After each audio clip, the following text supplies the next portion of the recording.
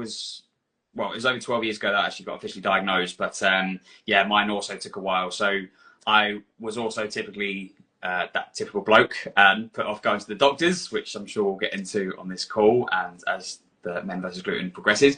But yeah, so I initially had pains and I had all the symptoms. I had dermatitis, I had brain fog, I had excruciating stomach pains, felt like I was getting stabbed, and yeah, basically, you know, it affects your day to day. But again, just being a typical guy, didn't go to the doctors. Put that off for a while, about 6 months, and then went to the doctors, and they just had no idea. So that process from the day I went to the doctors to actually getting diagnosed was 4 years.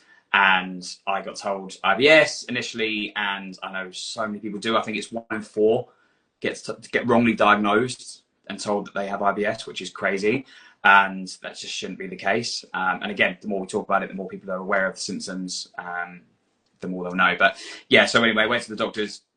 They didn't have a clue, and unfortunately, yeah, it took a long time and a lot of pain. And they kept throwing tablets at me, kept throwing different medication at me. I was on sachets and tablets and you name it. I was literally rattling at one point, I think, because it was ridiculous how much they were chucking at me. And then finally got to the point of potentially getting a colonoscopy, and then they said, right, cut out gluten. Then unfortunately, as hopefully a lot of people will know, you're not supposed to cut out gluten before you have colonoscopy, before it shows up, because if you're not eating it, it's not going to show up in the test. So I then had the colonoscopy. They were like, no, you haven't been eating it for a month, even though I felt a lot better as well. And they were like, go eat it. We'll come back. We'll rebook it for another month. So I ate gluten for that whole month. Felt absolutely awful. Had all the symptoms back, and was still on a lot of these tablets and the wrong medication they were giving me. And then when I eventually had the colonoscopy, actually turned out that my stomach and my intestines had actually twisted. There was a knot in my intestines. And yeah, unfortunately, they had to. Yeah, wasn't necessarily surgery, but whilst I was in that doctor's room having the colonoscopy, and they hit that wall, which was the knot in my intestines, they had to untwist it with the pinchers at the end of the camera.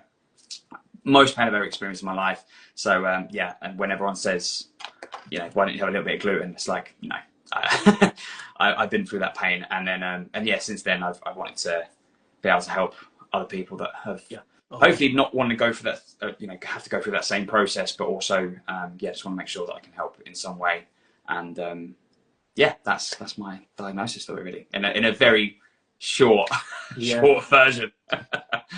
That's the thing, isn't it? There's so much that you go through trying to get diagnosed, trying to understand what's going on, that you can't fit it all into